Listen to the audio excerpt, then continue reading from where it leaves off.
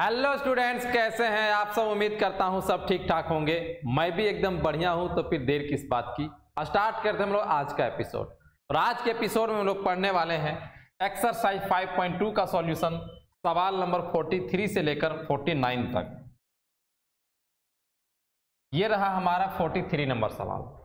इसमें क्या बोल रहा है, देखो इस टाइप में जो टाइप 4 में जो हम सवाल बनाएंगे उसमें मल्टीप्लिकेशन ऑफ मैट्रिक्स का ही प्रयोग होगा, लेकिन जो सवाल रहेगा वो वर्ड प्रॉब्लम के फॉर्म पे रहेगा। समझ गया बात को, multiplication of matrix he use होगा। यहां पर पढ़ते हैं 43 पे क्या दिया गया है। ये trust fund has ₹30,000 that must be invested in 2 types of different bonds. एक ट्रस्ट फंड है और जिसके पास कितना रुपया है,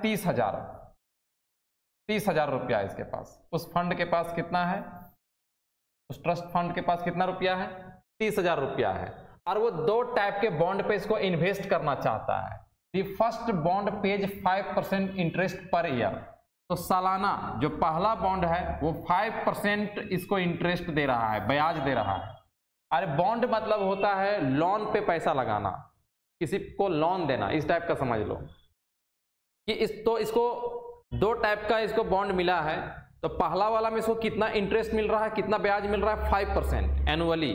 और सेकेंड वाला पे कितना मिल रहा है, this second bond page 7% interest per year. Second वाला में इसको 7% इंटरेस्ट मिल रहा है।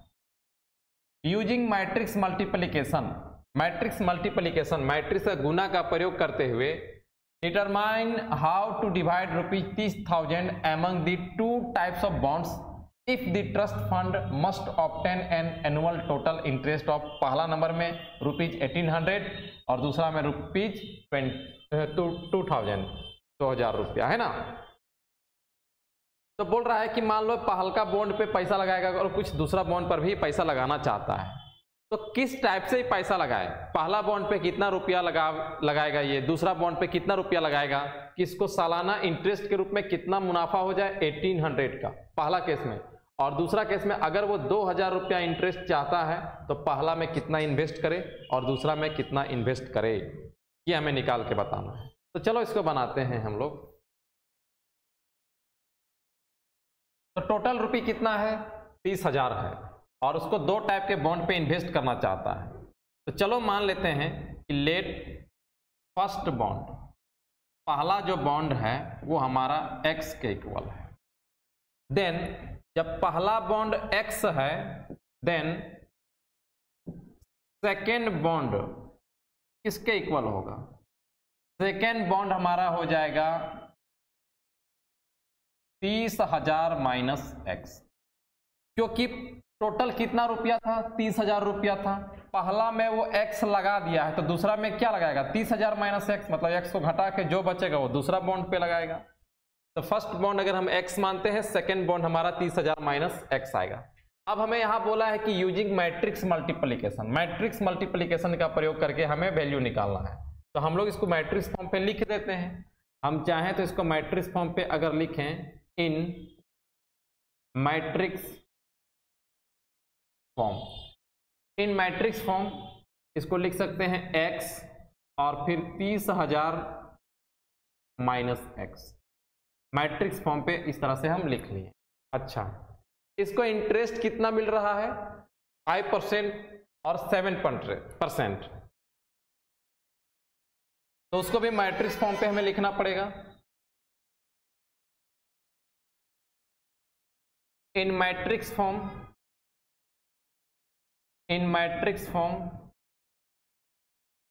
Interest can be written as. Matrix form में हम इंटरेस्ट को ऐसे लिख सकते हैं, 5% और फिर 7%। और पहला नंबर में हमें क्या निकालना है कि टोटल कितना हमें इंटरेस्ट मिलना चाहिए, 1800। अब पहला नंबर ए निकालते हैं।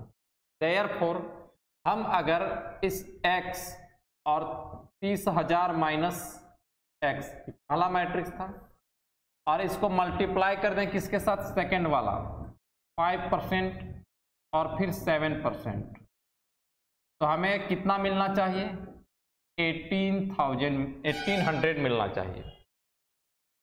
अब स्टूडेंट के मन में जो सवाल आता है उस पर हम चर्चा करते हैं कि कुछ लड़का सोचता है कि सर ये जो बॉन्ड को आप लिए हुए थे यहाँ पे रो के फॉर्म पे लिखे हैं और जो हमारा इंटरेस्ट था उसको कॉलम के फॉर्म पे लिखे हैं, तो क्या हमें हमेशा इसी तरह से लिखना है या फिर किसी और तरीका से भी हम लोग लिख सकते हैं। जैसे तुम लोग इसको सोच सकते हैं इस तरह से, देखो रफ पे समझते हैं, यहाँ रफ पे समझते हैं। मान लो हम इसको ऐसा लिखना चाहें x और फिर 30,000 माइनस x, ऐसे भी तो लिख सकते थे। और सेकंड वाला को ये जो है हम इसको ऐसे भी लिख सकते हैं 5% और फिर 7%, ऐसा लिख सकते हैं कि नहीं, और इक्वल टू 1800। लेकिन ऐसा क्यों नहीं लिखा गया है, समस्या यहां पर है ना कि हम तो ऐसा लिख दिए जबकि तुम चाहो तो ऐसा लिख सकता था। नहीं लिखने का कारण है, अगर हम ऐसा लिखेंगे तो इसका देखो ऑर्डर कितना है 2/1 और इसका ऑर्डर कितना है 1/2।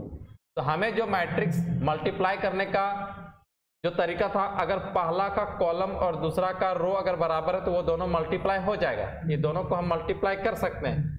लेकिन नया जो मैट्रिक्स मिलेगा वो उसका ऑर्डर कितना होगा 2/2 का हो जाएगा, क्योंकि नया मैट्रिक्स जब दो मैट्रिक्स को गुना किया जाता है तो नया मैट्रिक्स का ऑर्डर पहला मैट्रिक्स का रो और दूसरा मैट्रिक्स का कॉलम से आता है। तो नया मैट्रिक्स कितना ऑर्डर का आएगा 2/2, इसका मतलब इसका जो ऑर्डर आएगा 2/2। और इधर अगर हम इसको मैट्रिक्स फॉर्म पे लिखना चाहें तो 1800 को हम ऐसे लिखेंगे जो कि 1/1 का है। तो अब देखो इधर जो मैट्रिक्स आया है 2/2 का है और इधर जो मैट्रिक्स आया है 1/1 का है। अगर हम कंपेयर करेंगे तो कंपेयर होगा नहीं, क्योंकि इक्वालिटी ऑफ मैट्रिसेस का कॉन्सेप्ट कब लगता है, जब दोनों का ऑर्डर सेम हो। तो इधर तो ऑर्डर तुम्हारा 2/2 है और इधर तुम्हारा ऑर्डर 1/1 है, तो मुश्किल हो जाएगा, इसीलिए हम ऐसा नहीं लिए हैं। जबकि अगर हम इसको मल्टीप्लाई करते हैं, इन दोनों को मल्टीप्लाई करते हैं, देखना इसका ऑर्डर क्या मिलने वाला है तुम्हें। इसका ऑर्डर कितना है फर्स्ट वाले मैट्रिक्स का, इसका ऑर्डर है 1/2 और सेकेंड वाले मैट्रिक्स इसका ऑर्डर कितना है 2/1, 2 रो और 1 कॉलम, और इक्वल टू इधर हमारा है 1800। अगर हम इन दोनों को मल्टीप्लाई करेंगे तो इसका कॉलम और इसका रो इक्वल है तो मल्टीप्लाई तो हो जाएगा, ये दोनों को मल्टीप्लाई कर सकते हैं। लेकिन नया मैट्रिक्स का जो ऑर्डर आएगा वो कितना का आएगा 1/1, और इधर भी हमारा कितना है 1800 को मैट्रिक्स पे लिखेंगे तो ये भी 1/1 होगा। और यहां से हम कंपेयर कर सकते हैं, समझा क्या, यहां से हम कंपेयर कर सकते हैं। इसीलिए हम क्या किए हैं कि फर्स्ट मैट्रिक्स को रो के साइड से लिखे हैं और सेकेंड मैट्रिक्स को कॉलम के साइड लिखे हैं। अब सारा क्वेश्चन में यही प्रक्रिया अपनाओगे, फर्स्ट वाला मैट्रिक्स को, ठीक है, फर्स्ट वाला मैट्रिक्स को रो साइड से लिखना और सेकंड वाला को कॉलम के साइड से लिखना है। टोटल सवालों में बहुत इजी क्वेश्चन बन जाएगा, पहला को रो से दूसरा को कॉलम से। अब अगर हम परसेंटेज का बात करें तो परसेंटेज का मतलब होता है 5% का मतलब होगा 5/100। इसको ऐसे लिखते हैं x और फिर 30,000 माइनस x। 5% को हम क्या लिख सकते हैं 5/100 और 7% को 7/100, और एक किसके इक्वल हो जाएगा, इक्वल टू हो जाएगा 1800 के इक्वल। मल्टीप्लाई करते हैं तो मल्टीप्लाई कैसे होगा, इसको हम ऐसे कॉलम के जैसा लेके आएंगे तो पहला के साथ और दूसरा के साथ, तो x plus x into 5x, x into 5/100 कितना हो जाएगा 5x/100 और प्लस 7/100 और यहाँ पे कितना है 30,000 माइनस x और इक्वल टू 1800। फिर से 5x/100 प्लस यहाँ मल्टीप्लाई करेंगे 3 को 7 से तो 21 हो जाएगा और फिर कितना जीरो है 4 जीरो, 1 2 3 4 और डिवाइडेड बाई 100 और फिर माइनस इससे भी मल्टीप्लाई करना पड़ेगा, ये दोनों से मल्टीप्लाई होगा ना, कितना आएगा 7x/100 और इक्वल टू 1800। अब यहाँ से 1 0 से 1 0 और 2 जीरो से 2 जीरो कैंसिल हो जाएगा, कितना बच जाएगा 2100। तो 5x/100 और -7x/100 मिलके कितना हो जाएगा -2x/100। अगर हम घटाएंगे तो कितना आएगा -2x/100 प्लस 2100 और इक्वल टू 1800। x का वैल्यू निकालना है, इसीलिए x वाले टर्म को इधर छोड़ रहे हैं, इक्वल टू 1800 और -2100 -2x/100 इक्वल टू कितना हो जाएगा -300। माइनस से माइनस कैंसल, 2x किसके इक्वल हो जाएगा, उधर मल्टीप्लाई कर देंगे।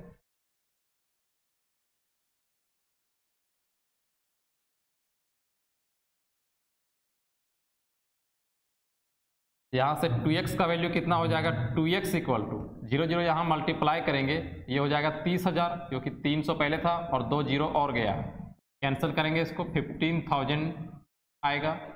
x इक्वल टू कितना आ गया 15,000। तो देखो हम लोग फर्स्ट बॉन्ड को क्या मान के चले थे x, तो देयरफॉर फर्स्ट बॉन्ड, और फर्स्ट बॉन्ड को हम लोग क्या माने थे x, फर्स्ट बॉन्ड क्या माने हुए थे x। ये किसके इक्वल आया 15,000 के इक्वल आया, किसके इक्वल आया 15,000 इक्वल आया हमारा।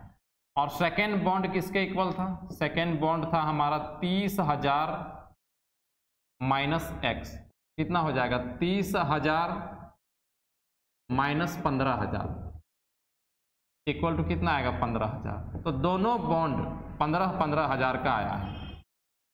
अगर वो ट्रस्ट फर्स्ट बॉन्ड पे 15,000 लगावे और सेकेंड बॉन्ड पर भी 15,000 लगावे तो इसका इंटरेस्ट कितना मिलेगा सालाना 1800 मिल जाएगा। अब इसमें एक और सवाल है कि अगर इंटरेस्ट हम बढ़ा के कितना कर दे 2000, तो इसका बी नंबर कैसे बनाओगे, यहाँ पे लिखेगा बी, सेम चीज रहेगा, इक्वल टू कितना कर देगा 1800 के स्थान पे केवल क्या कर देगा 2000 कर देगा ऐसे। इसका बी नंबर जब तुम बनाओगे, बी नंबर, तो पहला में कितना था x था और फिर 30,000 माइनस x था, और इधर कितना है 5% है और फिर 7% है, इक्वल टू अब कितना लोगे 2000 लोगे। तो बिल्कुल वही प्रक्रिया से, केवल यहाँ पे क्या हो गया 2000 हो गया है, सॉल्व करोगे खुद से बन जाएगा, पहला नंबर जैसा ही है।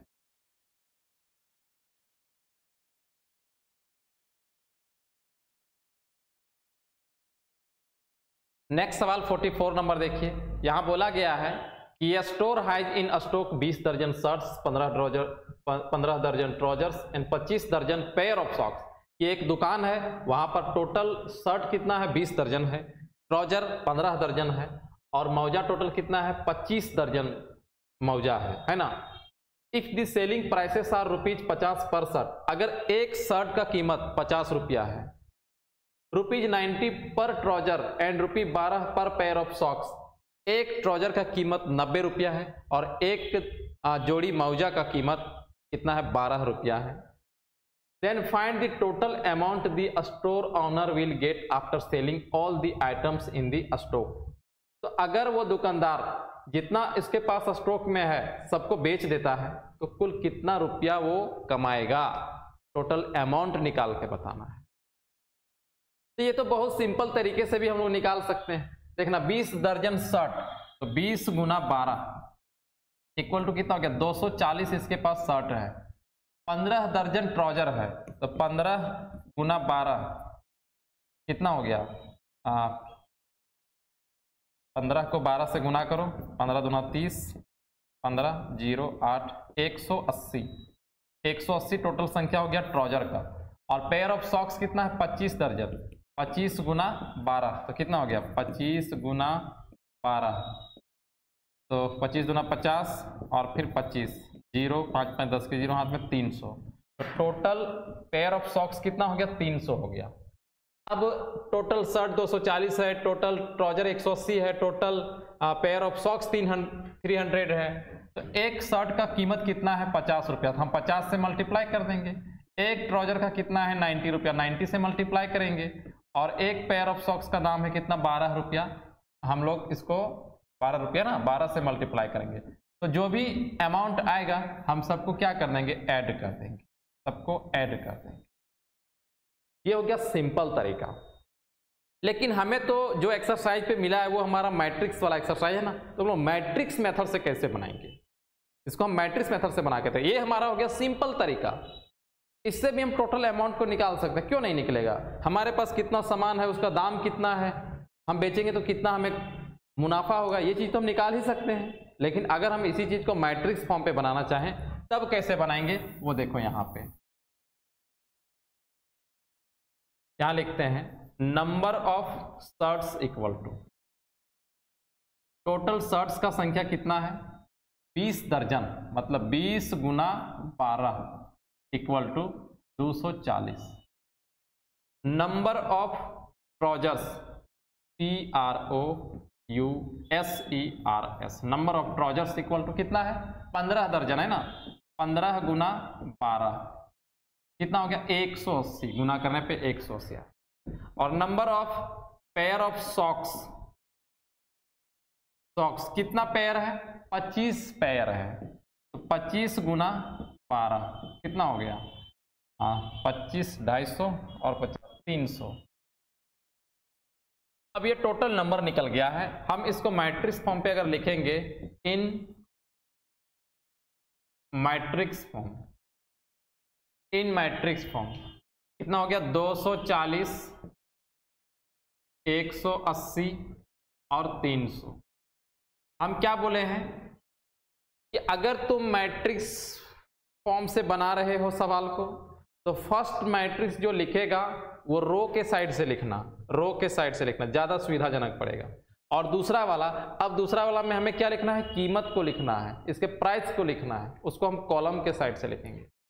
एंड प्राइस ऑफ पर शर्ट इक्वल टू, एक शर्ट का कीमत कितना है 50 रुपया है। प्राइस ऑफ पर ट्राउजर 90 रुपये है। और price of pair of socks 12 रुपये है, 12 रुपये है। अब हम क्या निकालना चाहते हैं, टोटल अमाउंट, लेकिन इसको भी मैट्रिक्स फॉर्म पे पहले लिखना पड़ेगा, इन मैट्रिक्स फॉर्म। अब फर्स्ट वाला को तुम रो के साइड से ले चुका है, सेकंड वाले को किधर से, कॉलम के साइड से लेना है। 50 90 12।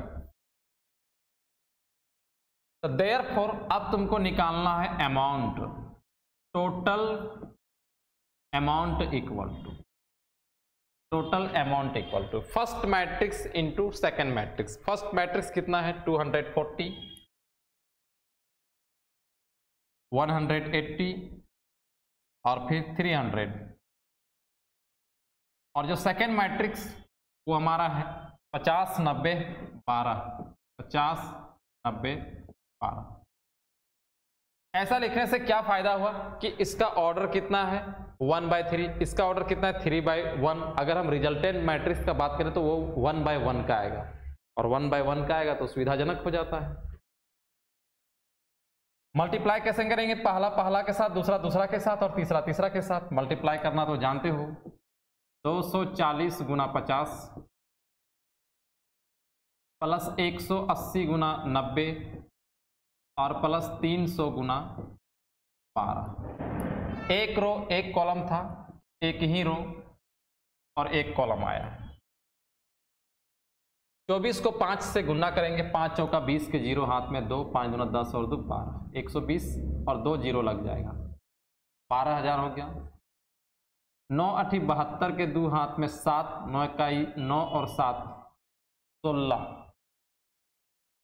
और 2 0 लग जाएगा, 16,200 प्लस 12 3 36, 36 आ गया। अब ये तीनों को ऐड कर दो, इतना दूर तक समझ में आ गया है ना। अब हम क्या करेंगे, तीनों को ऐड कर देंगे। तीनों को ऐड करने पे हमें क्या मिलेगा, 12,000 और यहाँ पे 16,000, कितना हो गया 12 और 16 28,000 28 और 3 31,000 और 200 और 600 31,800 रुपया आएगा। 31,800 रुपया, यानी कि हम इसको बोल सकते हैं 31,800 रुपीज। ये हमारा आंसर होगा।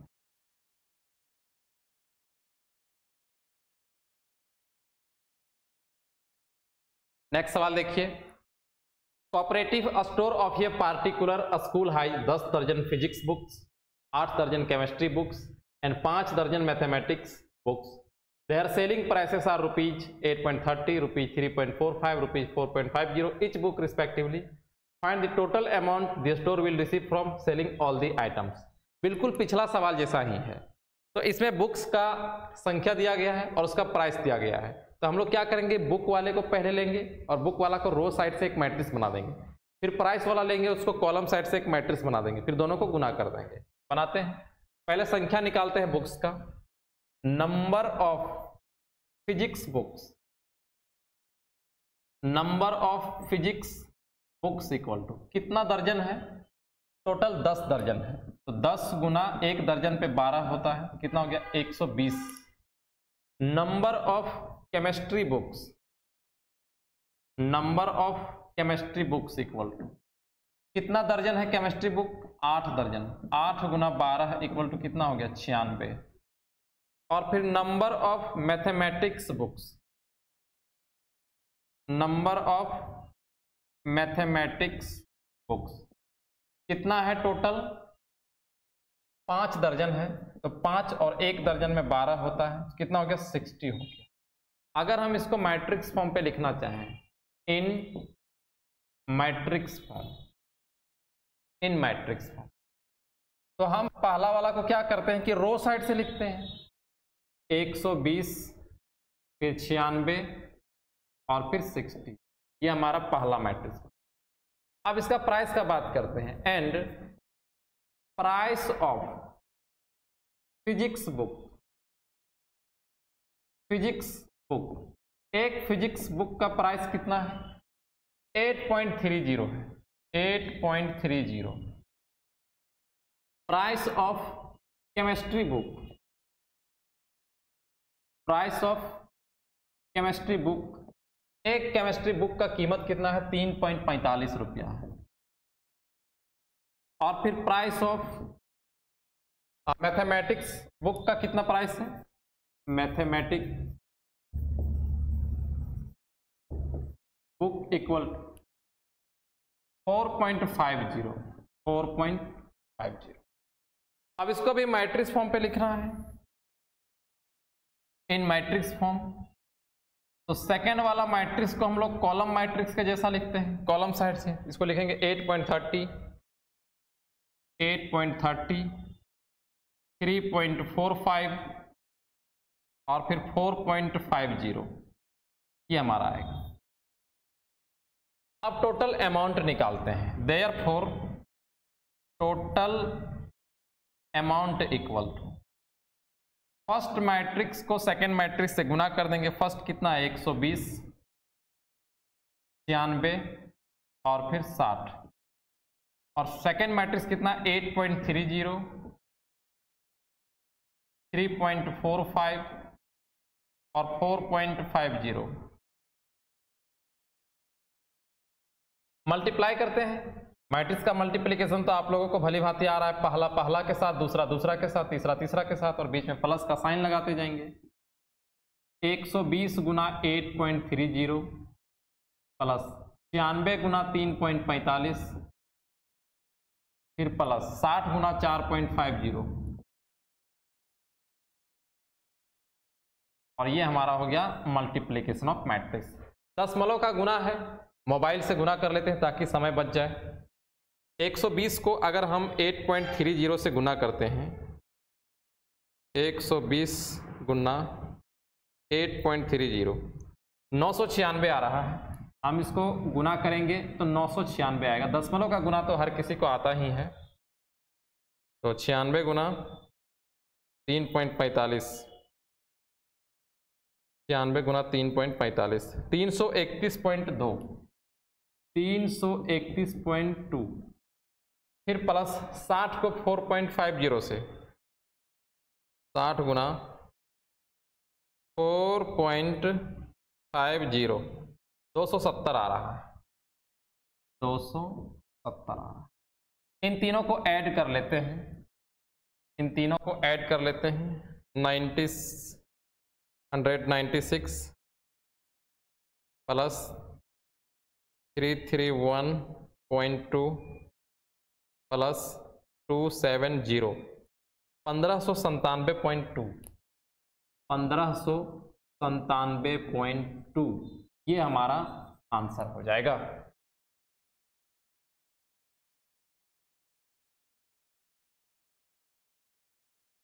नेक्स्ट सवाल आइए। The book shop of a particular school has 10 दर्जन केमिस्ट्री बुक्स, 8 दर्जन फिजिक्स बुक्स एंड 10 दर्जन economics books. Their selling prices are ₹80, ₹60 and ₹40 each book respectively. Find the total amount the book shop will receive from selling all the books by matrix algebra. तो पिछला सवाल जो था वही book वाला यहाँ भी है। ये तो पिछला वाला से भी आसान है, पिछला वाला में तो दशमलव का गुना मिल गया था, यहाँ तो वो भी नहीं है, तो इसको खुद से बनाइए।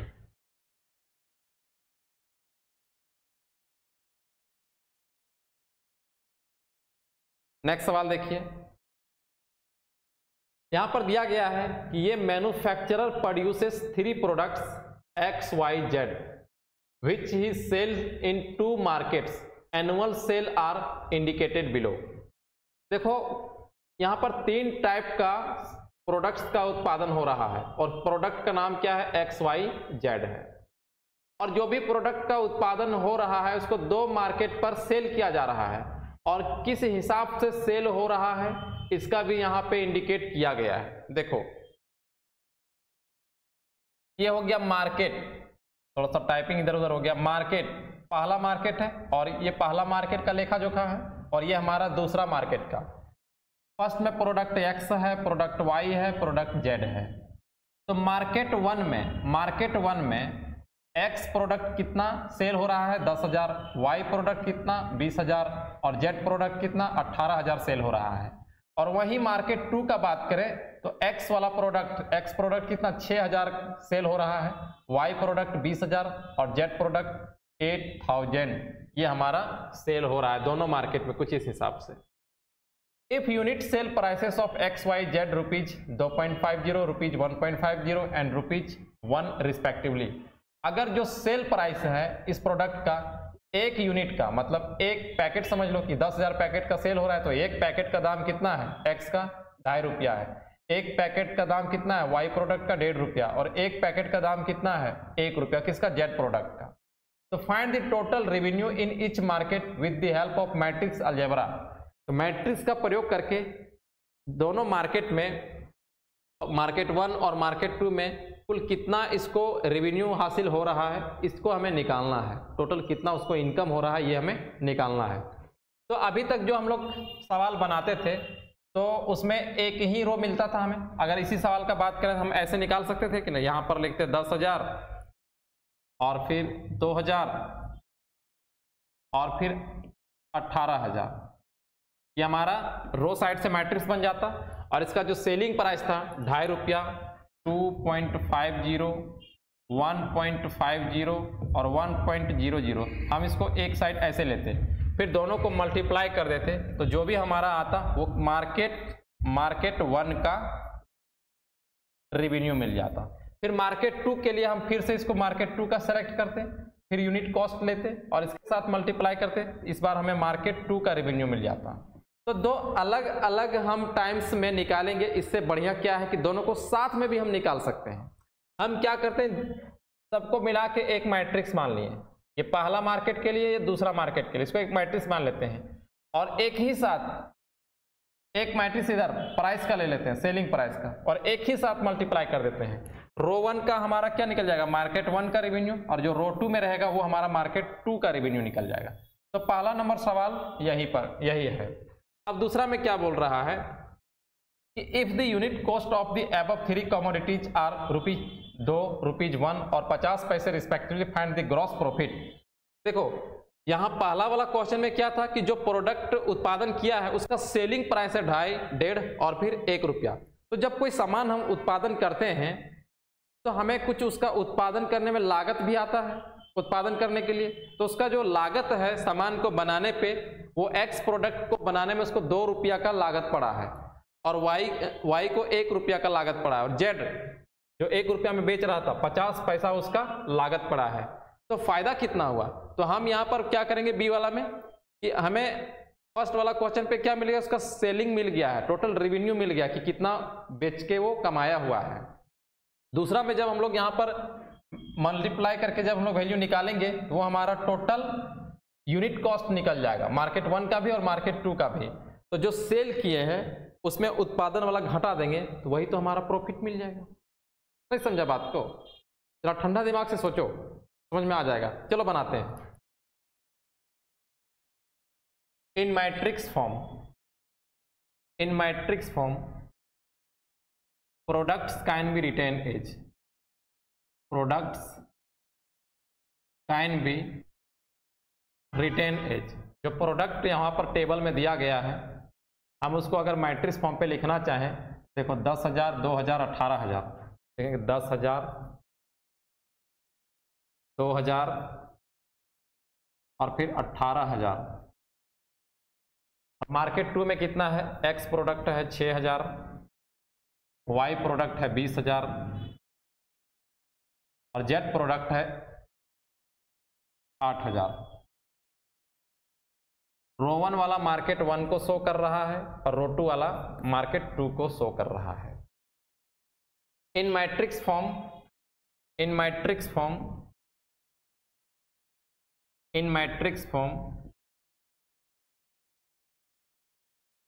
सेलिंग प्राइसेस, इसका जो सेलिंग प्राइसेस है, selling prices can be written as, can be written as.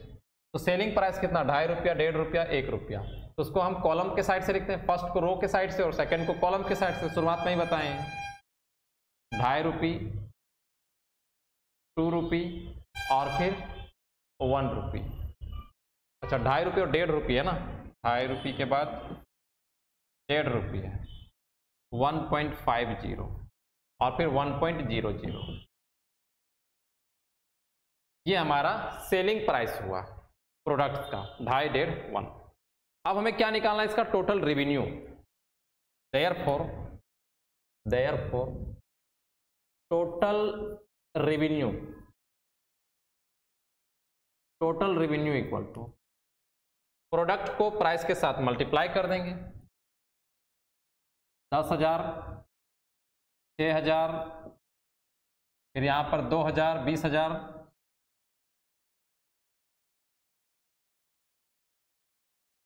और फिर 18,000 और 8,000।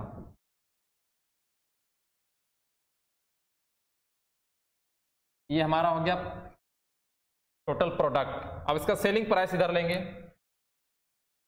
2.5 है, 1.5 है और फिर 1 रुपया है।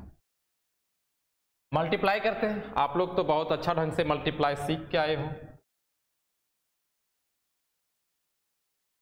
मल्टीप्लाई करते हैं इसको, ये वाला टर्म इसके साथ मल्टीप्लाई होगा, फर्स्ट के साथ, सेकंड के साथ और थर्ड के साथ। कितना हो जाएगा? 2.50 को 10,000 से गुना करो तो 25 लगा देते हैं, 25 और टोटल कितना जीरो हो जाएगा? 1, 2, 3, 4, 5 जीरो। तो 5 जीरो, लेकिन 2 अंक के बाद में दशमलव है तो टोटल 3 जीरो हो जाएगा, 25,000 आएगा। फिर प्लस में 15 दूना कितना हो जाएगा? 30। टोटल जीरोज का संख्या 4, लेकिन 2 अंक के बाद दशमलव है, कितना रह जाएगा? 2 जीरो रह जाएगा, 3,000 आएगा, है ना।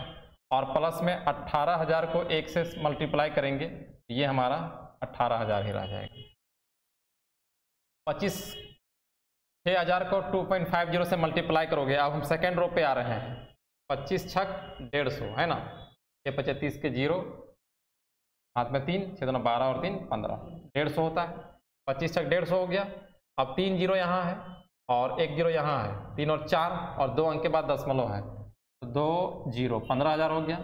और फिर प्लस यहाँ पर 20,000 को 1.5 से जब गुना करोगे तो यहाँ पे तुम्हें मिल जाएगा 30,000। कितना मिल जाएगा? 30,000। और प्लस में कितना हो जाएगा? 8,000। अब ऐड कर देते हैं 25,000 और 3,000 कितना हो गया? 28, 28 और 10 38, 38 और 8 कितना हो गया? 46,000। 46,000। 15 और 30 45, 45 और 8 कितना हो गया? 53,000। 53,000 आ गया। ये हमारा फर्स्ट वाला रो किसको शो कर रहा था? मार्केट 1 को, और सेकेंड वाला मार्केट 2 को। तो देयरफॉर हम लोग लिख देंगे, देयरफॉर टोटल रेवेन्यू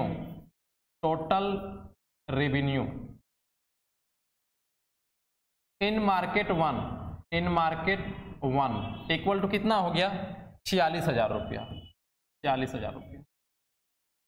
और टोटल रेवेन्यू इन मार्केट 2 कितना हो गया? टोटल 53,000 हो गया। 53,000 हो गया। और यही हमारा आंसर हो गया। यही बोला था कि इच मार्केट कितना रेवेन्यू हासिल करेगा। अब बी नंबर में ग्रॉस प्रॉफिट निकालना है। अब बी नंबर में तो पहले हम मार्केट में जो प्रोडक्ट का संख्या था उसको रो साइड से लिख लिए हैं। अब हम यहाँ पे जो सेलिंग कॉस्ट था उसके स्थान पे हम लोग यूनिट कॉस्ट को लिखेंगे बी नंबर में। तो total unit cost equal to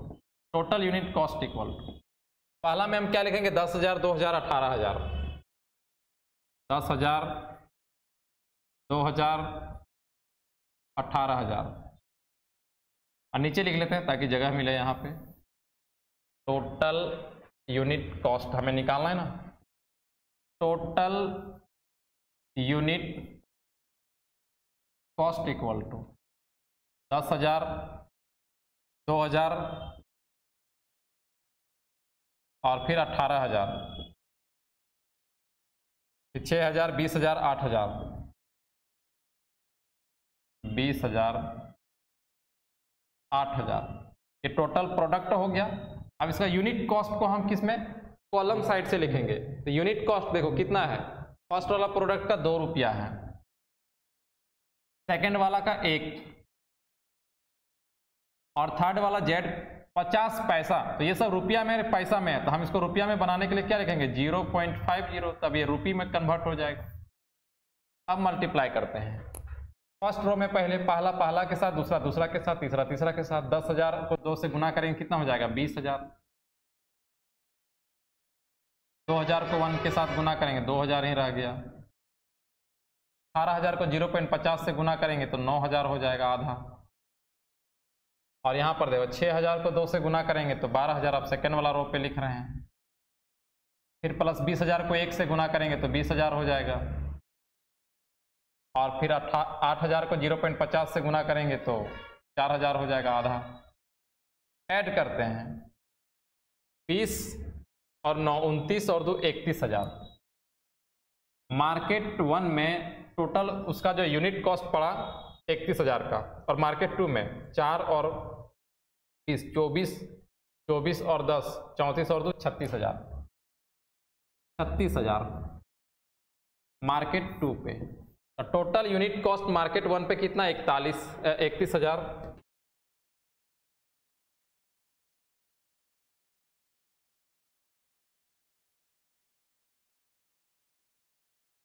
तो टोटल प्रॉफिट इन मार्केट 1 में टोटल प्रॉफिट देखो, रेवेन्यू कितना हासिल किया था? 46,000 का।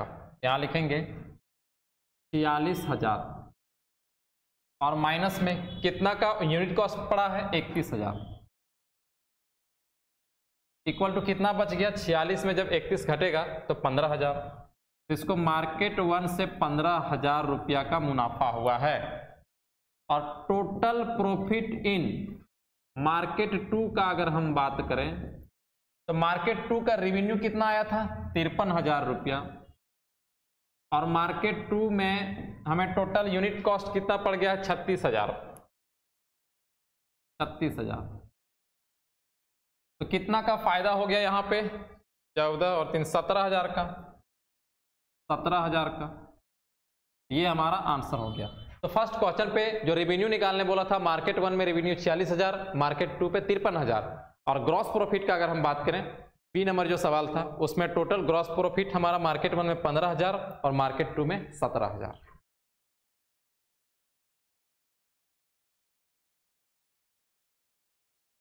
नेक्स्ट सवाल देखिए, to promote the making of toilets for women, महिलाओं को जागरूक करने के लिए, किस लिए? महिलाओं के लिए टॉयलेट निर्माण के लिए जागरूक करने के लिए an organisation tried to generate awareness, कोई संस्था है जो जागरूकता लाने का प्रयास कर रहा है ना? थ्रू किसके द्वारा? पहला हाउस कॉल, मतलब घर घर जाके ये समझा रहा है कि देखिए कितना जरूरी है महिलाओं के लिए टॉयलेट बनवाना, है ना? दूसरा लेटर्स, चिट्ठियां भेजा जा रहा है, लोगों को चिट्ठियां भेजा जा रहा है, इसके द्वारा भी जागरूक किया जा रहा है। और तीसरा में अनाउंसमेंट, चुनाव प्रचार होता है तो नहीं देखता है कि पोस्टर लगा लेता है और उसके फिर गाड़ी के द्वारा उसको अनाउंसमेंट कराया जाता है, तो उसी तरह से अनाउंसमेंट भी हो रहा है। तो 3 तरीके से जागरूकता लाने का प्रयास किया जा रहा है किसी संस्था के द्वारा। किससे? घर घर जाके समझाया जा रहा है, लेटर लिखा जा रहा है और अनाउंसमेंट किया जा रहा है। The cost for each mode पर अटेम्प्ट इज गिवन बिलो, प्रत्येक प्रयास में, जैसे अगर वो हाउस कॉल जा रहा है तो उसके लिए तो हमें कुछ खर्च करना पड़ता है ना, घर घर जाके आदमी समझाएगा तो खर्च तो होगा, चाहे आने जाने का हो या फिर लोगों को जो दिन भर उसके लिए काम कर रहा है उसको भी तो कुछ पेमेंट करना होगा। तो जो हाउस कॉल के द्वारा अगर जागरूक कर रहा है तो 50 रुपया का खर्च आ रहा है, और अगर वो लेटर के द्वारा तो इसमें कम खर्च पड़ेगा ना, लेटर के द्वारा 20 रुपया का खर्च आ रहा है, और अनाउंसमेंट के द्वारा अगर ये प्रयास कर रहा है तो उसको 40 रुपया का खर्चा पड़ रहा है। तीनों अटेम्प्ट के लिए कितना खर्च है वो चीज दिया गया है। The number of attempts made in 3 villages, अब वो कितना घरों पर अटेम्प्ट किया है, कितना घर अटेम्प्ट किया है, 3 विलेज का यहाँ पे लेखा जोखा दिया गया है। वो विलेज एक्स वाई जेड का आर गिवन बिलो। देखो विलेज एक्स है, ये विलेज वाई है और विलेज जेड है। तो विलेज एक्स में टोटल 400 घर वो हाउस कॉल किया है, 400 घर वो पहला क्या किया? House call. और विलेज एक्स में 300 घरों को वो लेटर के द्वारा समझाया है और 100 घरों को समझाया किसके द्वारा? अनाउंसमेंट के द्वारा। उसी तरह अगर हम विलेज वाई का बात करें तो 300 घरों पर वो हाउस कॉल किया है, घर घर जाके समझाया है, 250 को लेटर लिखा और 75 पर अनाउंसमेंट से समझाया गया है। उसी तरह जेड पर ये हमारा दिया गया है। बोल रहा है कि find the total cost incurred by the organisation for the 3 villages separately using matrices. तो मैट्रिसेस का प्रयोग करके वो तीनों गांव में टोटल कितना रुपया खर्च किया है वो हमें निकाल के बताना है। तो तुम चाहो तो इसमें अलग अलग निकाल सकते हो और चाहो तो एक साथ भी निकाल सकते हो। जैसे हम क्या करते, हम क्या बताएं कि शुरुआत में तुमको रो के साइड से लिखना है 4000, फिर अगला में 4000 नहीं 400, फिर 300 और फिर 100। ये हमारे पास है विलेज एक्स के लिए। और हाउस कॉल 50 रुपीज को कॉलम के साइड से लिखते हैं, 50, 20, 40, और इसको हम क्या करते हैं? मल्टीप्लाई कर देते हैं। तो मल्टीप्लाई कर देते हैं तो हमारा विलेज एक्स का ये टोटल अमाउंट निकल जाता है कि कितना खर्च कर रहा है विलेज एक्स के प्रति में। लेकिन अगर हम चाहें तो 3 अलग अलग अटेम्प्ट में निकालने से बेहतर है कि एक ही साथ हम निकाल सकते हैं। क्या करते हैं कि इन तीनों को एक साथ लिख लेते हैं और फिर वो तीनों को इससे मल्टीप्लाई कर देते हैं। ऐसा भी कर सकते हो, अलग अलग भी निकाल सकते हो। एक साथ निकालोगे कम समय में बन जाएगा। तो हमारा अटेम्प्ट्स दिया गया है, तो यहां लिखेंगे attempts can be written in matrix form. Attempts को हम मैट्रिक्स फॉर्म पे लिख सकते हैं। लिख लेते हैं 400, 300 और फिर 500, फिर अगला है 300, 250 और फिर 400, फिर 100 75 और फिर 150। ये हमारा अटेम्प्ट हुआ। फिर उसके बाद क्या है कि cost in matrix form, in matrix form cost can be written as, cost can be written as, तो कॉस्ट को हमें कॉलम के साइड से लिखना होता है। शुरुआत में ही बताएं कि फर्स्ट को रो के साइड से लिखो और सेकंड वाला को कॉलम के साइड से। तो 50 20 40 कॉलम साइड से 50 20 और फिर 40।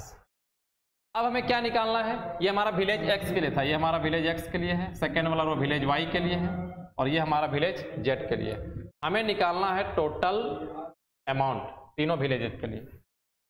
देयरफॉर टोटल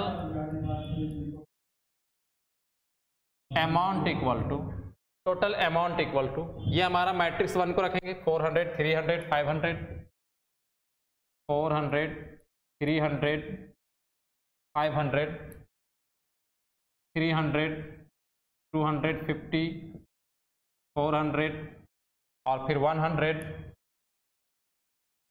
75 और फिर 150 और मल्टीप्लाई करेंगे इस सेकेंड वाले मैट्रिक्स से 50 20 40, 50 20 40 मल्टीप्लाई करते हैं। जो रो 1 में आएगा वो विलेज एक्स के लिए होगा, रो 2 वाला विलेज वाई के लिए होगा, रो 3 वाला हमारा विलेज जेड के लिए होगा।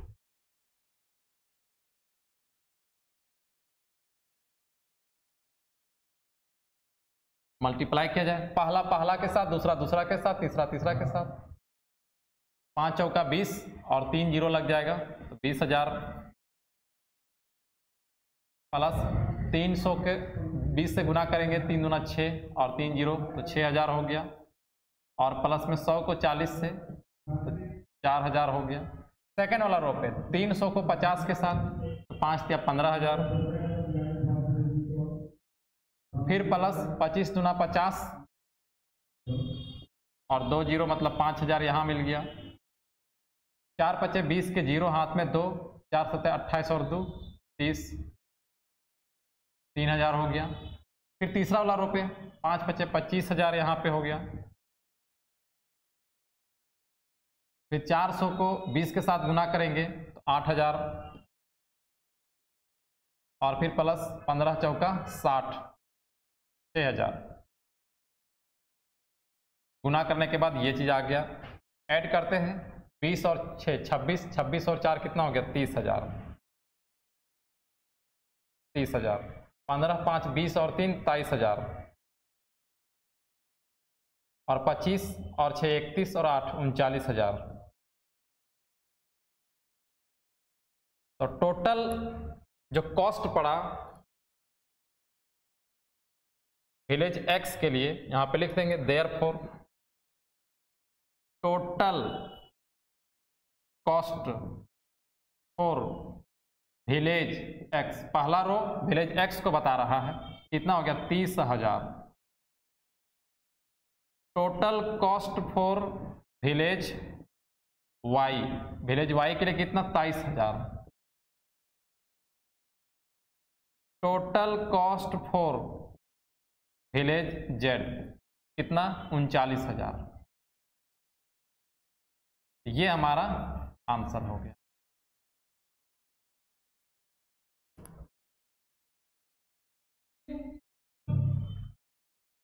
नेक्स्ट सवाल देखिए, इस एक्सरसाइज का आखिरी सवाल। ये trust invested some money in 2 types of bonds. एक ट्रस्ट है और वो कुछ पैसा 2 टाइप ऑफ बॉन्ड पे इन्वेस्ट कर रहा है। The first bond pays 10% interest and second bond pays 12% interest. जो पहला बॉन्ड पे जहां वो इन्वेस्ट कर रहा है वहां से उसको 10% इंटरेस्ट मिल रहा है और दूसरा वाला बॉन्ड से जो वहां से उसको 12% इंटरेस्ट मिल रहा है। The trust receive rupees 2800 as interest और वो ट्रस्ट 2800 रुपया ब्याज के रूप में रिसीव करता है। How ever if trust had interchanged money in bonds, अगर वो ट्रस्ट जो फर्स्ट बॉन्ड पे जो पैसा लगाया है उसको सेकेंड बॉन्ड पे लगा दे, और जो सेकेंड बॉन्ड पे जो पैसा लगाया है उसको फर्स्ट बॉन्ड पे लगा दे, इंटरचेंज कर दे मनी को, they would have got ₹100 less as interest, तब वो 100 रुपया ब्याज उसको कम मिलता है, 100 रुपया उसको कम मिलता है।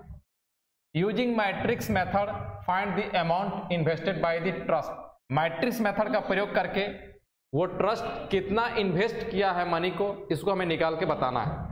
ऐसा ही सवाल इस टाइप का जब शुरुआत में हम बताए थे वहां भी बॉन्ड वाला ही सवाल था, लेकिन इस बार हमें अमाउंट मालूम नहीं है, वहां पे हमें अमाउंट मालूम था 30,000 रुपया, लेकिन यहाँ अमाउंट मालूम नहीं है।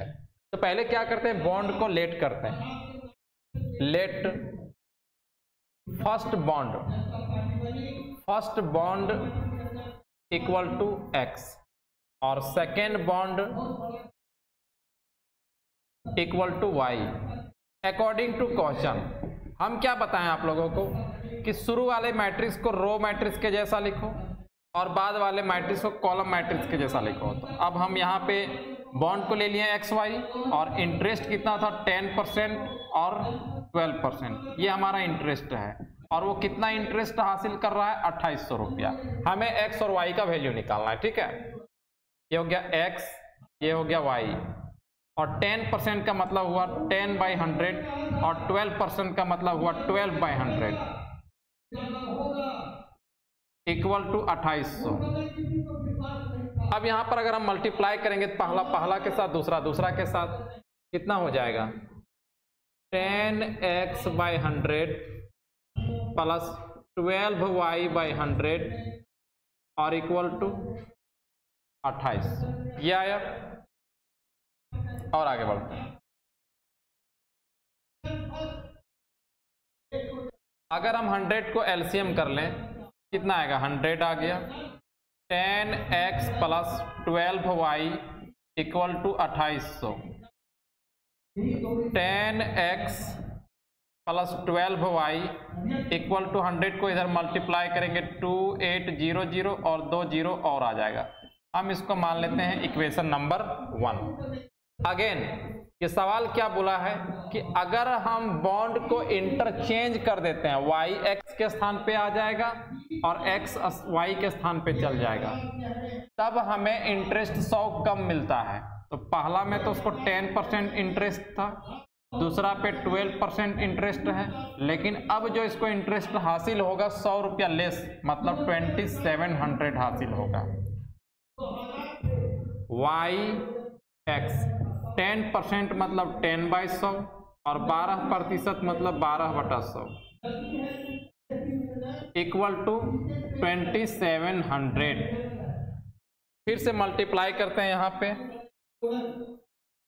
मल्टीप्लाई करते हैं तो 10y/100 हो जाएगा, 10y/100 और प्लस 12x/100 इक्वल टू 2700।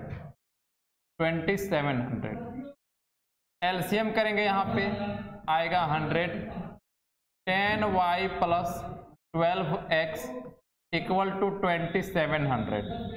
100 को उधर मल्टीप्लाई कर देंगे, ये हो जाएगा 12x plus 10y equal to 2700 में 2 और 0 लग जाएगा, 2700 में 2 और 0 लग जाएगा। हम इसको मान लेते हैं इक्वेशन नंबर 2। हमें क्या करना है, बॉन्ड का वैल्यू निकालना, मतलब x और y का वैल्यू निकालना है। तो 2 लीनियर इक्वेशन है, पहला और वो हमारा दूसरा। तो पहले क्या करते हैं कि इक्वेशन 1 में और इक्वेशन 2 को सॉल्व करते हैं और हम लोग x वाले वेरिएबल को मैच करा देते हैं। इक्वेशन 1 को हम 12 से मल्टीप्लाई करते हैं और सब्ट्रैक्ट कर देते हैं 2 को, कितना 10 से मल्टीप्लाई करते हैं। अगर हम 12 से मल्टीप्लाई करेंगे यहाँ पे तो 120x हो जाएगा, 120x और प्लस में 144y और इक्वल टू, जब 12 से मल्टीप्लाई करेंगे तो 28 और 12 कितना हो जाएगा, 28 और 12, 28 दूना 56 और 28 इकाई 28, 6 8 5 13 के 3 हाथ में 1, 336, 336 और जीरो कितना लगा हुआ था? 4 zero, 1 2 3 4।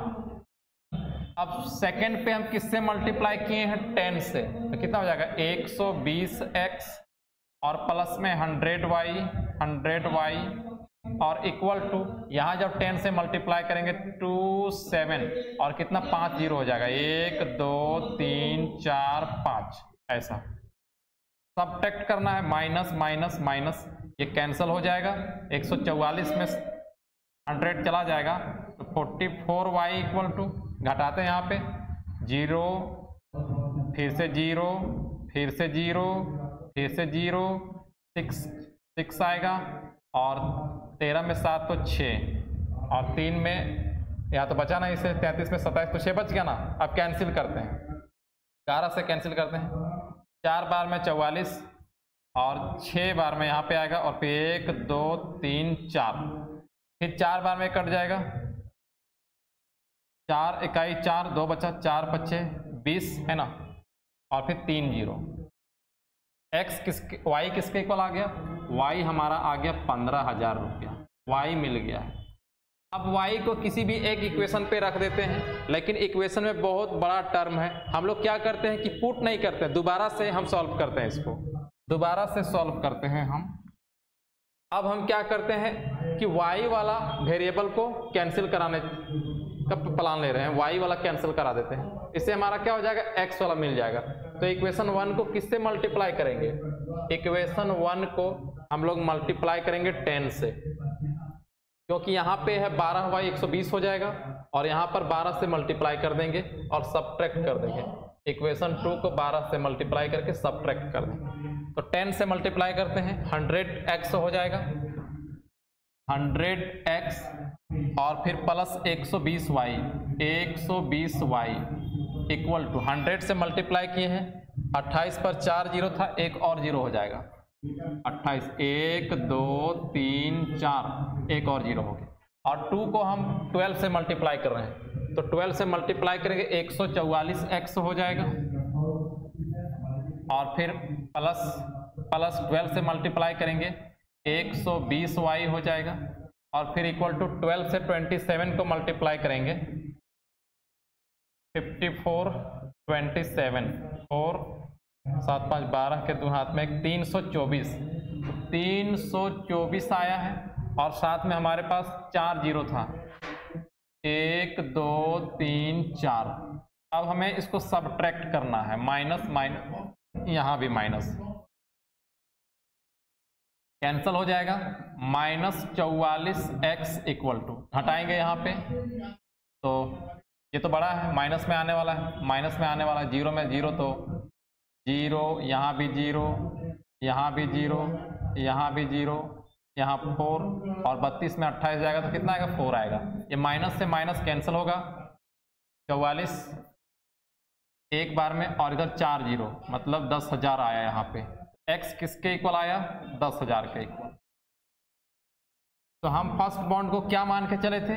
x, therefore first bond हमारा क्या था? x, और x किसके इक्वल आया है? 10,000 के इक्वल। और सेकेंड बॉन्ड को हम क्या मान के चले थे? y, सेकेंड बॉन्ड y मान के चले हुए थे और y का वैल्यू कितना आया है? 15,000। y किसके इक्वल आया है? 15,000। ये हमारा आंसर हो गया।